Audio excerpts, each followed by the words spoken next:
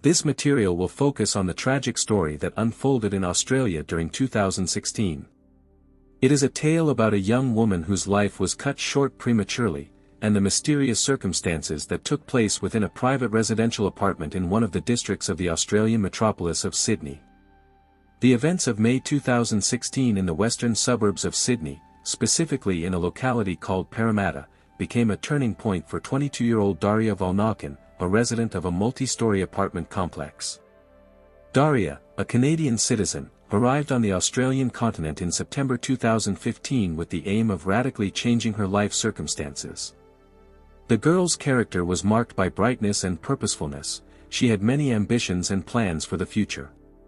In her new place of residence, she managed to quickly integrate into the social environment, find a circle of friends, get a job in the customer service industry, and also try her hand at modeling. There seemed to be many prospects ahead, but one tragic night dramatically changed the course of events. On the evening of May 27, 2016, Daria spent time within the walls of her own apartment. Her place of residence was in a new building equipped with a modern video recording system that covered all the common areas of the building. Surveillance footage, which later became the subject of study by law enforcement agencies, captured the moment Daria entered the lobby accompanied by a male companion. Subsequent frames showed their joint ascent by elevator, with nothing indicating the presence of a conflict situation. However, the events that took place in the private space of the apartment later became the central object of an official investigation. While inside the residential premises, the visitor moved towards the kitchen area. In this place, he took a large knife in his hands. Daria, witnessing this, let out a cry of fright, but the man instantly demanded the cessation of any vocal manifestations. Then came the demand to remove articles of clothing, after which, over the course of several painful minutes, events took place that ended with the seizure of the victim's money and the attacker leaving the premises, abandoning Daria in a state of deep psychological shock. Representatives of law enforcement agencies who appeared at the scene after receiving a signal began conducting investigative actions. The object of their attention was the recordings from video surveillance systems, which documented the process of an unknown person entering and exiting the building. However, establishing the identity of this person remained an unresolved task. Realizing the potential danger that this individual could pose both to Daria herself and to a wide range of citizens, law enforcement officers launched an active search. Biographical information about Daria Volnokin indicates her Canadian origin and upbringing. Information obtained from her social networking profiles points to the fact of studying at an educational institution in the city of Calgary, where she acquired knowledge in the field of business and corporate communications. The girl demonstrated a high level of motivation and strived for professional growth, drawing inspiration from the examples of women who were able to overcome social barriers and achieve significant heights in their careers. The content she posted on social networks often contained reflections on the importance of personal freedom and the need to realize one's own aspirations, despite possible rejection from others. On a September day in 2015, having reached the age of 20, Daria made the decision to radically transform her life and moved from Canada to the opposite side of the planet, Australia, guided by the search for new horizons and unexplored opportunities. Such a step required remarkable courage, especially given the absence of family ties in Australian territory. Her circle of acquaintances later noted that Daria radiated energy and enthusiasm, demonstrating a readiness to explore the new continent. In the reality of Sydney, she showed rapid adaptation, successfully finding application for her abilities in the hospitality industry. Her work activities included performing the duties of a waitress and hostess in restaurant and bar-type establishments, and later cooperation began with a modeling agency, which involved participation in professional photo shoots as a lingerie model. The materials that appeared on her social networks demonstrated the image of an energetic, self-confident personality who enjoyed the process of life. At the same time, there were aspects of her existence that remained hidden even from the most trusted individuals. In the period preceding the attack, she began an activity related to escort services, which was aimed at ensuring additional financial income. Such a decision was probably due to the desire for economic independence and the desire for accelerated adaptation to living conditions in one of the most expensive cities in the world. Activities in the field of escort services constituted that part of her life that she preferred not to discuss even with her closest comrades. Investigative bodies established that her registration with a specialized agency had an active status, and client reception was carried out directly in her residential premises. It was through the channels of this agency that Daria met the person who later carried out the attack. This man belonged to the circle of her clients and arranged a meeting for May 27, 2016. This circumstance explains why the video surveillance materials record their joint entry into the building without any signs of anxiety on Daria's part. For her, this meeting was initially perceived as an ordinary work episode, but eventually turned into a terrible experience that radically changed her life path. In a conversation with arriving law enforcement officers, Daria provided a detailed description of the attack and the fact of sexual violence. According to her testimony, the client initially did not arouse suspicion, but the situation changed dramatically after the apartment door was closed. Once in the room, the man headed to the kitchen area, where he opened one of the drawers and removed a large kitchen knife, which the victim compared in her testimony to a butcher's tool. Seeing the cold weapon, Daria could not restrain a cry of horror, but the attacker immediately stopped her vocal manifestations, sharply ordering her to remain silent. The tone of his voice was aggressive and threatening, which, according to the victim, created a feeling of mortal danger. In her testimony, she noted, "He shouted a command not to make sounds and demanded that I get rid of my clothes. I was wearing shorts and a t-shirt, and I began to take them off, because I believed that disobedience could cost me my life. I was in a state of panic fear." Holding the knife in one hand, the man used the other to take out a mobile device and began video recording the events. He directed the camera at Daria, demanding that she utter degrading things. In particular, he forced her to repeat offensive definitions about herself, including the phrase, "Say that you are a whore." Being under the threat of a cold weapon, Daria was forced to comply with the demands. She told law enforcement that the attacker asked her incomprehensible questions that intensified her feeling of complete helplessness. One of these questions, recorded in the official testimony, was particularly cruel in nature. He was interested in whether she was enjoying what was happening, obviously relishing her suffering.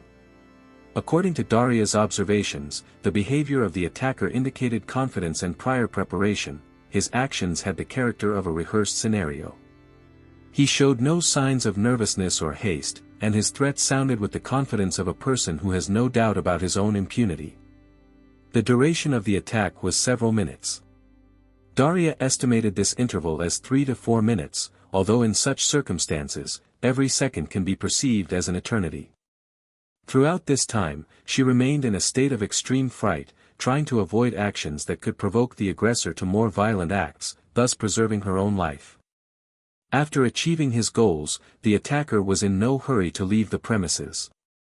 He searched the apartment, took possession of the money that Daria had earned during the day, and only after that did he leave the residential premises. Law enforcement agencies immediately began collecting evidence. Video recordings from surveillance systems were seized, confirming the veracity of the victim's story. The video materials recorded the process of the man entering the building accompanied by Daria, their movement by elevator, and his subsequent exit from the complex. These recordings became the main lead for the investigation, although the identification of the criminal's identity remained an unsolved problem at that time. Investigators also conducted an inspection of the apartment, recording the absence of traces of physical struggle, which confirmed the fact of the victim's submission under the threat of the use of cold weapons in order to avoid more severe consequences. The consequences of that fateful night forever affected the life of the victim. Despite the fact that she managed to survive the attack and provide detailed testimony to law enforcement, the psychological state of the woman caused serious concern. Law enforcement officials offered comprehensive support, including professional psychological assistance, but Daria, as persons from her inner circle later noted, showed attempts to maintain outward resilience. However, the further development of events would not have a positive conclusion. More details about this will be told in the following parts. In the period after the tragic events that took place in Daria's residential premises, law enforcement agencies faced an extremely difficult challenge. The object of their investigation was a person who demonstrated amazing self-confidence in his actions, while leaving a minimal amount of physical evidence.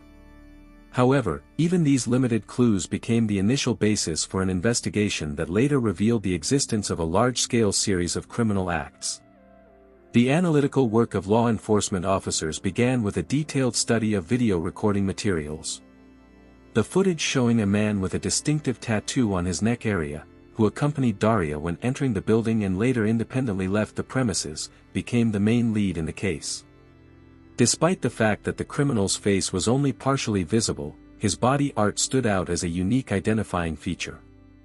In the photographic material that was made public by the police services, the suspect's face was concealed, since the publication took place before the trial, and the principle of the presumption of innocence remained in force. However, according to official statements, the tattoo in the neck area was clearly discernible. Daria's testimony, despite her difficult emotional state, was marked by exceptional detail. She provided a description not only of the physical characteristics of the attacker, but also of the peculiarities of his speech. These details allowed investigators to form an initial photo fit of the suspect, although his identity remained unestablished. At the same time, investigative bodies began checking similar incidents both within the Parramatta district and beyond its territorial borders. The results of this work turned out to be unexpected. It was established that the attack on Daria was not an isolated case. In the chronological framework from the beginning of May to the end of June 2016, a whole series of similar criminal episodes were recorded on the territory of Sydney, many of which showed alarming parallels with Daria's case. The vast majority of victims were employed in the escort services industry. Law enforcement officers began to establish links between individual cases, forming a hypothesis about the existence of a serial criminal who acted according to an established algorithm. One of the early similar incidents dates back to May 7, 2016, 3 weeks before the attack on Daria. On the indicated day, a person whose external characteristics corresponded to the descriptions provided by Daria organized a meeting with an escort worker in the central part of the city. Once in a private room, he demonstrated a cold weapon and, using threats, carried out an attack, accompanying his actions with the humiliation of the victim and demands for unquestioning submission. On the same day, a meeting took place with another woman, during which a similar scenario of actions was implemented. The victim characterized the attacker as an aggressively minded person with dominant tendencies, noting his use of degrading vocabulary and his statements about receiving pleasure from observing human fear in conditions of helplessness. These verbal manifestations, along with the presence of a tattoo on the neck, became important connecting elements between this crime and the attack on Daria. On May 20, 7 days before the incident with Daria, the same person carried out another attack within Parramatta. In this case, the criminal limited himself to an act of robbery, using a knife as a means of intimidation, but did not linger in the premises for a long time. 3 days after the event with Daria, he carried out a repeated attack in another part of Sydney, where, using threats with a cold weapon, he robbed and assaulted another representative of the escort industry. Each subsequent victim reported identical circumstances. A man with a characteristic accent used a knife as a tool of intimidation, carried out video recording of events using a mobile device, and demonstrated an alarming self-confidence, as if enjoying control over his victims. However, the most shocking episode in this series of crimes was the incident on June 24, 2016. On the indicated day, the criminal lured a 13-year-old student into his vehicle under the pretext of needing assistance with automotive electrical components. As soon as the minor was in the car's interior, he began transporting her, initiating a 4-hour period of terrible trials. During this time, he moved her between 10 different locations within Sydney, using threats with a cold weapon and forcing her to fulfill deviant demands. All events were recorded on a mobile device, while the girl was required to verbally confirm her supposedly voluntary participation in order to create the illusion of consent. At one point, she was forced to visit a commercial establishment to purchase duct tape and razor blades, while the criminal hoped that her attempts to draw attention to her situation would go unnoticed. After comparing all the recorded cases, law enforcement agencies concluded that they were dealing with a particularly dangerous subject whose activity was characterized by increasing audacity. A specialized investigative group was formed, which focused on identifying and detaining the suspect. A systematic analysis of video surveillance recordings from all locations where the attacks took place began. The tattoo in the neck area, which was mentioned by several victims, turned into a key identification marker that made it possible to establish links between all the incidents. Law enforcement officers also checked databases of persons with criminal backgrounds, but at that time no matches were found that would indicate a specific identity. A turning point came on June 25, 2016, the day after the attack on the minor. The police received information about a suspicious man who matched the compiled description in the Bondi area, a popular coastal zone. When a patrol group tried to stop his silver Ford car, the driver refused to comply with the demands and sharply increased speed. The pursuit was tense, with the suspect driving the vehicle in an aggressive manner, completely ignoring the signals of law enforcement officers. At one point, he lost control and collided with a parked car, stopping near a public transport stop. When the police surrounded the car, he tried to actively resist, starting a physical confrontation with several armed officers. However, the odds were clearly not in his favor, and he was quickly subdued. During the arrest, law enforcement officers established the identity of the suspect. It turned out to be 28-year-old Mustafa Kai Ritchie. His physical characteristics, including the tattoo on his neck, completely correlated with the descriptions provided by the victims. During a search of his vehicle and personal belongings, physical evidence was found linking him to previous attacks, in particular a mobile phone on which, as was later established, video recordings of his crimes were stored. The discovered video materials became a key element of the evidence base, although their content turned out to be so shocking that law enforcement agencies established a restricted access regime to them even for employees of investigative units who were not directly involved in conducting the case. The results of the investigation demonstrated that Kai Ritchie carried out his criminal activities in accordance with a carefully worked-out algorithm.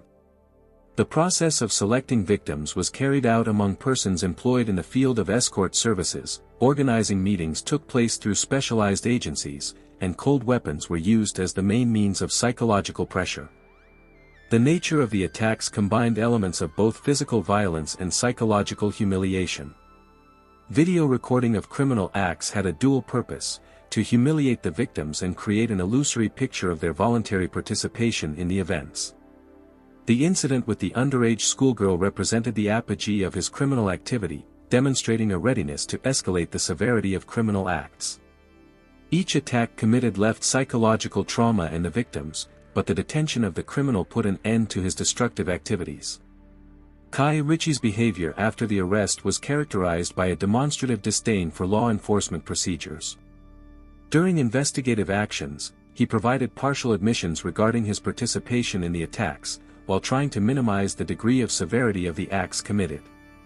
According to information from law enforcement agencies, the suspect insisted on the voluntary nature of some of his contacts with the victims. He referred to the video recordings created using his mobile device as alleged confirmation of the victim's consent, despite the fact that the recordings themselves unambiguously testified to the actions of women under duress. During one of the interrogations, a phrase emanated from him: "They did not realize the nature of the activity they were agreeing to when choosing this profession." Such a statement caused sharp condemnation from investigators, since it completely disregarded the psychological suffering and coercion experienced by his victims. Kai Ritchie also appealed to the presence of a chemical dependence, trying to explain his behavior by the negative influence of psychoactive substances. He claimed to be in a state characterized by loss of self-control during the attacks. However, representatives of law enforcement agencies and the prosecutor's office expressed a skeptical attitude toward such statements, pointing to the excessive methodicalness and regularity of his actions to characterize impulsive behavior. In particular, preliminary planning of meetings through an escort agency, purposeful selection of victims, and systematic use of a knife as a tool of intimidation testified to the conscious nature of his actions. The prosecutor's office formulated an extensive set of criminal charges against Kai Ritchie related to his illegal activities. The total number of episodes incriminated to him exceeded 40 points, which included attacks using weapons, crimes against property, forcing degrading actions, and in the context of the incident with the minor, kidnapping and acts qualified as especially serious crimes against a child. Each charge was based on a body of evidence, testimonies of victims, video materials from the suspect's mobile device, and recordings from video surveillance systems. In the context of motivational aspects, representatives of law enforcement agencies and expert psychologists involved in working on the case formulated a conclusion about the connection between Kai Ritchie's actions and a pathological desire for dominance and control. His behavioral patterns, in particular systematic video recording, indicated an attempt not only to humiliate the victims, but also to create a kind of collection of trophies of his crimes. The use of a mobile device for filming, according to investigators, was an integral part of his psychological satisfaction, providing the opportunity to relive moments of dominance. Chemical addiction could act as a factor in increasing aggressive manifestations, but it could not explain the entire complexity of his criminal behavior. The detention of Kai Ritchie brought a sense of relief to the victims, but the prospect of a lengthy trial remained a reality. Representatives of the prosecutor's office began preparations for the presentation of the case, which was supposed to ensure the inevitability of punishment for the crimes committed. Court hearings began during 2017. The prosecution strategy was based on irrefutable evidence, testimonies of victims, video surveillance materials, and video recordings seized from Kai Ritchie's phone. The prosecutor, in his speech, noted, his behavior went beyond ordinary criminality, demonstrating a deeply sadistic character. He took pleasure in the suffering and helplessness of his victims, creating documentary evidence of this for personal use. The prosecution insisted on the application of the most severe punishment, focusing attention on the fact that Kai Ritchie poses a significant danger to public safety. The defense side, on the contrary, focused on attempts to mitigate the responsibility of their client, appealing to the fact of his addiction. Lawyers also tried to question individual charges, claiming the voluntary nature of some of the meetings with the victims, basing their position on the allegedly contractual nature of relations with representatives of the escort industry. However, such arguments were promptly refuted. The video materials unambiguously demonstrated the actions of the victims under the pressure of armed coercion. The trial lasted for several months, and at the beginning of 2018, the jury announced its verdict. Mustafa Kai Ritchie was found guilty on the vast majority of the charges against him. In March 2018, the judge of the District Court of New South Wales announced the sentence, 40 years in prison with the right to petition for parole after serving 30 years. The judge emphasized that the severity of the punishment reflects the exceptional gravity of the crimes committed and the need to isolate from society a person whose actions were qualified as exceptionally cruel. The surname Kai Ritchie soon again became the subject of media coverage. First of all, it is worth telling about the fate of Daria. The tragic story of Daria Volnokin took an even more dramatic turn. Just a few weeks before the announcement of the court decision regarding Kai Ritchie, the media reported her death, although the details of the event were not disclosed.